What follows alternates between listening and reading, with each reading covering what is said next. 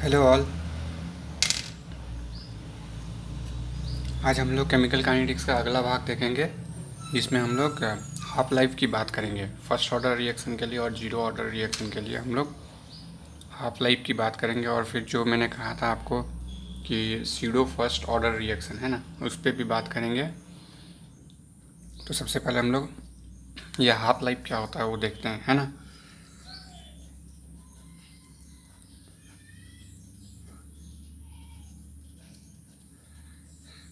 Half life of A reaction, इसको represent कैसे करते हैं, टी और नीचे में 1/2 टी हाफ हम इसको लिखते हैं। ठीक है, तो ये half life of reaction. Half life से ही पता चल रहा है कि कोई भी प्रोडक्ट है या कुछ भी है आपका एक्सक्यूज मी, उसका कंसंट्रेशन जब आधा हो जाए या उसका उम्र जब आधा हो जाए तो हम उसको हाफ लाइफ बोलते हैं ना। मतलब कि आधा समय उसका पार हो गया है और आधे मतलब कि जैसे मान लेते हैं कि इनिशियल कंसंट्रेशन आपके पास 10 मोल है, तो ऐसा कोई टाइम है ना, जिस टाइम पे हो सकता है 10 मिनट में हो या 10 सेकंड में हो या फिर 10 साल में हो, वो 10 मोल से क्या हो जाएगा, 5 मोल में पहुंच जाएगा, है ना। तो जब उसका कंसंट्रेशन आधा हो जाएगा वो उसका हाफ लाइफ है ना। यहाँ पर हाफ टाइम नहीं है, यहाँ पर हाफ लाइफ है। मतलब रिएक्टेंट का कंसंट्रेशन जब आधा हो जाए, इनिशियल इनिशियल कंसंट्रेशन रिएक्टेंट का जब आधा हो जाए, तो हम उसको हाफ लाइफ ऑफ रिएक्शन कहते हैं। भले इसको रिप्रेजेंट ही हाफ से करते हैं, लेकिन इसका मतलब बहुतों को कन्फ्यूज़न हो जाता है कि अगर कोई रिएक्शन 10 मिनट में पूरा हो रहा है तो हाफ लाइफ जो है वो 5 मिनट होगा। नहीं, टी हाफ का मतलब वो नहीं है कि टाइम को हाफ कर देंगे। नहीं, आपको ये देखना है कि उसका इनिशियल कंसंट्रेशन अगर 5 मोल है तो वो 2.5 मोल कब होता है। अब वो हो सकता है कि 8वें मिनट में हो, पूरा रिएक्शन 10 मिनट तक चला, हो सकता है 8वें मिनट में आपका टी हाफ रीच कर रहा है, हो सकता है 2 ही मिनट में, दूसरे ही मिनट में जो है वो टी हाफ मतलब रिएक्टेंट का इनिशियल कंसंट्रेशन का आधा को ऑक्यूपाई कर लेता है। करेक्ट।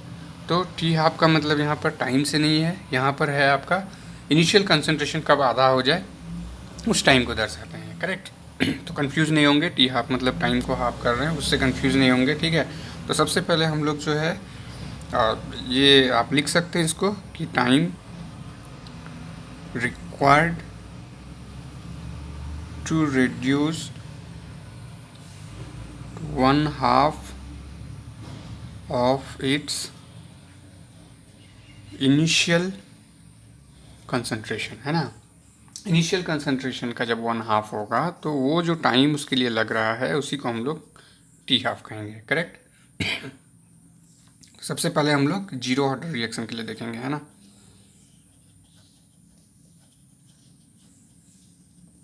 जीरो ऑर्डर रिएक्शन के लिए देखेंगे तो आपको याद है कि हमने जो rate constant zero order reaction का निकाला था, जो कि इक्वेशन आपका था, रेट कांस्टेंट निकाला था ना, वो इक्वेशन आपका था इक्वेशन नंबर 2। हाँ, पिछले वीडियो में आपको मिल जाएगा, है ना।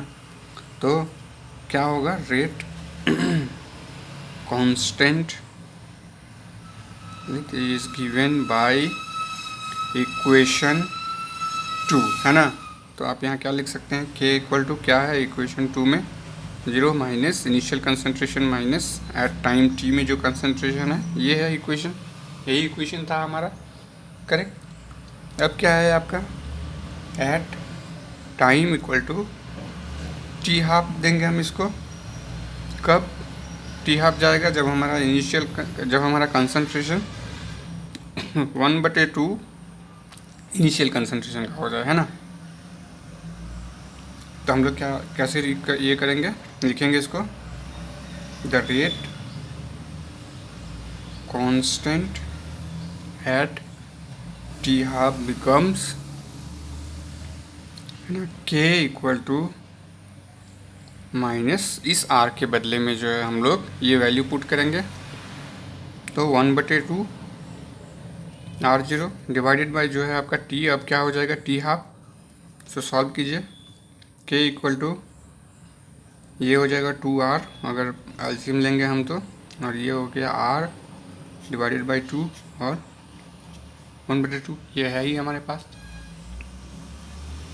के इक्वल टू ये क्या हो जाएगा, 2R से R गया तो ये हो जाएगा आपका R0/2, तो इसका यहाँ 2 और यहाँ पर टी हाफ एक साथ ले लेते हैं, करेक्ट होगा ना। ये 2, ये 2 आर इनिशियल से एक आर इनिशियल माइनस होगा, तो एक आर इनिशियल बचेगा आपके पास, तो R initial by 2 into T half. अब आपको क्या है, यहाँ टी हाफ निकालना है, हाफ लाइफ निकालना है, तो टी हाफ को उधर ले जाइए, equal to initial concentration divided by ये 2 रहेगा ही, और ये आपका हो गया half life of zero order reaction. तो इससे आपको मिल क्या क्या रहा है वो देखिए। सबसे पहले आपको क्या मिल रहा है इससे, अगर आप इसको डिकोड करेंगे तो टी हाफ क्या है आपका, directly proportional to initial concentration. अगर इनिशियल कंसंट्रेशन ज़्यादा रहेगा तो टी हाफ का भी उसका ज़्यादा होगा, अगर इनिशियल कंसंट्रेशन कम रहेगा तो टी हाफ भी उसका कम रहेगा, करेक्ट। और दूसरा आपने क्या देखा इसमें, t half is inversely proportional to rate constant, correct.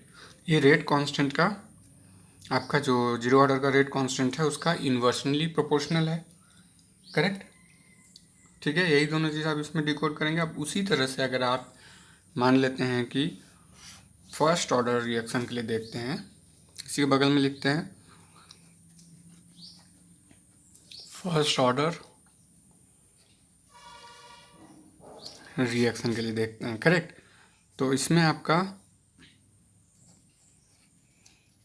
Rate constant is given by equation, कौन सा इक्वेशन था जो रेट कांस्टेंट इसका दिया हुआ था, इक्वेशन नंबर 9 है ना। तो क्या दिया हुआ था आपका, k equal to 2.303 t log R initial divided by R at time t, है ना। इस टाइम पे जो इसका कंसंट्रेशन आपका बचा, तो आपको ये वैल्यू पुट करना पड़ेगा at t equal to T half, कब, जब आपका ये आर का वैल्यू 1/2 इनिशियल कंसंट्रेशन का आधा हो जाए। जब इनिशियल कंसंट्रेशन का आधा हो जाएगा उस समय का आप पुट करेंगे वैल्यू, है ना।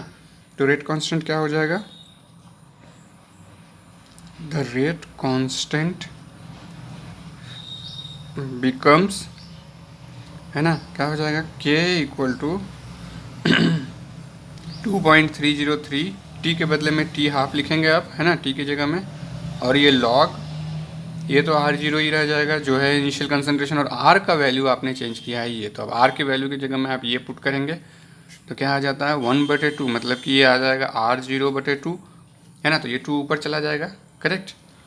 तो देखते हैं क्या आता है, 2.303 टी हाफ लॉग ये 2 इंटू ये 2 ऊपर चला जाएगा, है ना, और R0। अब देखिए दोनों वैल्यू सेम है तो ये दोनों कट जाएगा, 1 होगा, है ना, 1 इंटू 2 ही रहेगा।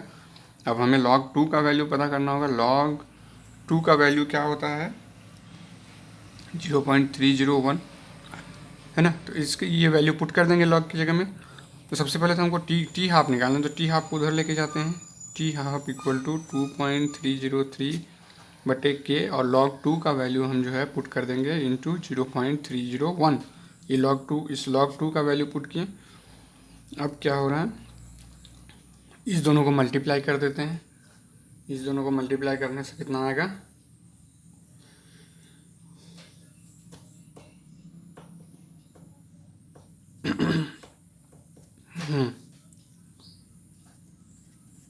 जीरो 0.693 डिवाइडेड बाई के। ये आपका इक्वेशन आ गया। इस इक्वेशन से आप क्या समझते हैं, ये फर्स्ट ऑर्डर के लिए हो गया, और ये जो बना था ये एक्सक्यूज मी, ये जीरो ऑर्डर के लिए बना था, करेक्ट। तो फर्स्ट ऑर्डर में आप क्या देख रहे हैं, जो टी हाफ है आपका, ये टी हाफ क्या है आपका, through out the reaction constant है, ये किसी के साथ भी चेंज नहीं कर रहा। ये अगर रेट कांस्टेंट चेंज होगा तभी चेंज होगा, अदरवाइज ये चेंज नहीं है। मतलब जो टी हाफ है वो रेट कांस्टेंट पे ही डिपेंड है, अगर रेट कांस्टेंट बढ़ेगा तो टी हाफ घटेगा, क्योंकि इन्वर्सनली प्रोपोर्शनल है, करेक्ट। तो ये तो एक कांस्टेंट वैल्यू है, ये तो चेंज नहीं होगा। तो इसका मतलब क्या है, आपका T half first order reaction के लिए कांस्टेंट रहता है, वो इनिशियल कंसंट्रेशन पे डिपेंडेंट नहीं रहता है। लेकिन जीरो ऑर्डर में अगर मान लेते हैं डिफरेंस निकालने के लिए कहे दोनों में, जीरो ऑर्डर रिएक्शन और फर्स्ट ऑर्डर रिएक्शन के टी हाफ में, हाफ लाइफ में, तो आप ऐसे लिख सकते हैं ये जो है आपका इनिशियल कंसंट्रेशन पे डिपेंडेंट है। इनिशियल कंसंट्रेशन बढ़ेगा तो ये भी बढ़ेगा, इनिशियल कंसंट्रेशन घटेगा तो ये भी घटेगा। लेकिन फर्स्ट ऑर्डर में क्या होता है, इनिशियल कंसंट्रेशन पे डिपेंडेंट ही नहीं है, भले वो बढ़े या घटे, टी हाफ उसका कांस्टेंट रहेगा। लेकिन कब चेंज होगा, जब उसका रेट कांस्टेंट का वैल्यू चेंज होगा तो टी हाफ चेंज होगा। करेक्ट, समझ में आ गया आपको ये। अब एक टर्म और है जो कि बहुत पहले हम लोग बात किए थे, स्यूडो फर्स्ट ऑर्डर रिएक्शन। उसमें हमने कहा था कि अगर कोई रिएक्शन है जिसमें दो रिएक्टेंट है, उसमें से एक रिएक्टेंट का वॉल्यूम को बहुत ज़्यादा बढ़ा दे दीजिए, ठीक है, बहुत ज़्यादा बढ़ा दीजिए, तो दूसरे रिएक्टेंट के ऊपर ही वो रिएक्शन होगा, ना कि पहले जो कि आपका जिसका वॉल्यूम बहुत ज़्यादा है उस पर वो उतना ज़्यादा डिपेंडेंट नहीं रहेगा। करेक्ट, तो उसको हम लोग क्या बोलते हैं, term pseudo first order reaction. Correct, एक रिएक्शन कंसिडर कीजिए, consider reaction of hydrolysis of ester, है ना। एस्टर का हाइड्रोलिसिस में आप क्या करते हैं, मैक्सिमम अमाउंट ऑफ वाटर डालते हैं, उसमें वाटर का कोई लिमिट नहीं रहता है ना। तो हम लिखने के पर्पज से कुछ थोड़ा सा लिख देते हैं, वॉल्यूम है ना CO2H5 एस्टर हो गया आपका, वाटर डाला आपने इसमें, है ना, एसिड के प्रेजेंस में, माइल्ड एसिड H और अल्कोहल, है ना, एसिड और अल्कोहल बन जाता है, एस्टर हाइड्रोलिसिस होता है। तो मान लेते हैं जब T इक्वल टू 0 था, ये 0.01 मोल हमने लिया है एस्टर, इसको हाइड्रोलिसिस कर रहे हैं, मान लेते हैं 10 मोल ले लिया वाटर, है ना, और ज़्यादा ही रहता है, कम नहीं रहता है ना, उसका कोई लिमिट नहीं रहता है। तो जब T इक्वल टू 0 है मतलब कोई रिएक्शन नहीं हुआ है, तो ये भी 0 मोल, ये भी 0 मोल। अब T इक्वल टू T में हम लोग देखते हैं, मतलब जब रिएक्शन कंप्लीट हो गया तब, तो ये कितना हो जाएगा, 0 मोल, ये हो जाएगा 9.9 मोल, ये हो जाएगा आपका 0.01 मोल, 1 मोल, है ना। करेक्ट, ये समझ में आ गया आपको।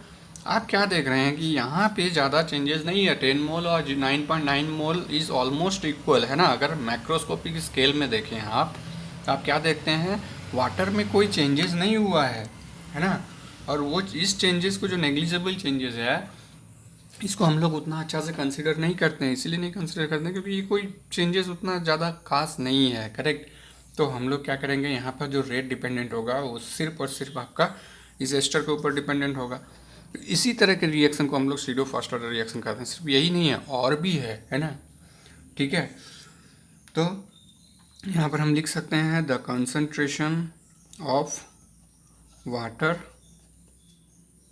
है ना, डजेंट चेंज, है ना, कहाँ पर, इन मैक्रो स्केल, है ना, मैक्रो स्केल। तो आप लिख सकते हैं द रेट इक्वेशन, है ना, रेट इक्वेशन क्या हो जाएगा इसका, या रेट लॉ जो भी बोलेंगे आप, तो rate equal to C2H5 H2O लिखिए। और जहाँ कि हमको पता है कि वाटर जो है हमारा ज़्यादा चेंज नहीं हो रहा है, ज़्यादा चेंज नहीं हो रहा है, तो हम इसको कांस्टेंट टर्म मान सकते हैं। तो इसलिए द टर्म H2O जो है उसको हम क्या कहेंगे, इसको हम कांस्टेंट मान लेते हैं। कांस्टेंट मानेंगे तो क्या हो जाएगा हमारा रेट के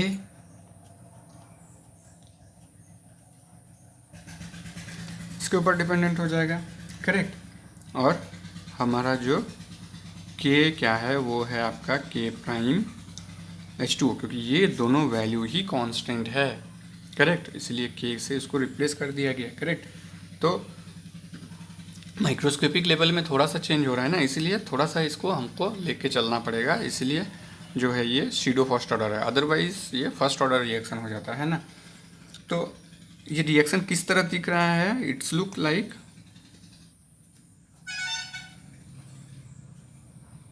है ना, फर्स्ट ऑर्डर रिएक्शन, है ना। इसीलिए हम लोग क्या कहेंगे, hence it is a pseudo first order reaction. ठीक है, समझ में आ गया आपको? ये सीडो फर्स्ट ऑर्डर रिएक्शन है, करेक्ट। और आप अब से जो है आपको ये वीडियोस यूट्यूब के अलावा भी जो है आप अपने मोबाइल में भी ऑफलाइन करके रख सकते हैं, जब देखने का मन हो देख सकते हैं। उसके लिए जो है आपको प्ले स्टोर से, है ना, गूगल प्ले स्टोर से ये ऐप आपको डाउनलोड करना होगा, जीकेम क्लासेस, है ना। तो ये ऐप आपको जो है जीकेम क्लासेस मिल जाएगा आपको, तो उसमें आपको ये सारे वीडियोस मिल जाएगा, उसमें आप इसको ऑफलाइन करके पढ़ सकते हैं, है ना। मैं आपका लोगो आपको दिखाता हूँ किस तरह दिखेगा।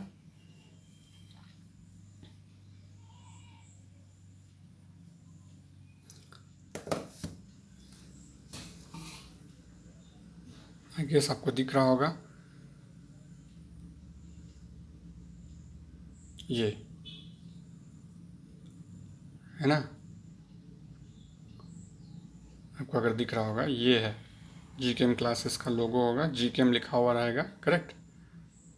ठीक है, तो आप इसको डाउनलोड कर लेंगे, सारे वीडियो ऑफलाइन होगा, और आप यहाँ पर कोई भी डाउट जो है चैट बॉक्स में हमसे पूछ सकते हैं, आपको मिल जाएगा। आप इसको डाउनलोड कीजिए और इसका मैक्सिमम यूटिलाइज़ कीजिए, है ना, ये फ्री है। ओके, अगर अच्छा लगा तो लाइक कीजिए, सब्सक्राइब कीजिए, है ना। Thank you.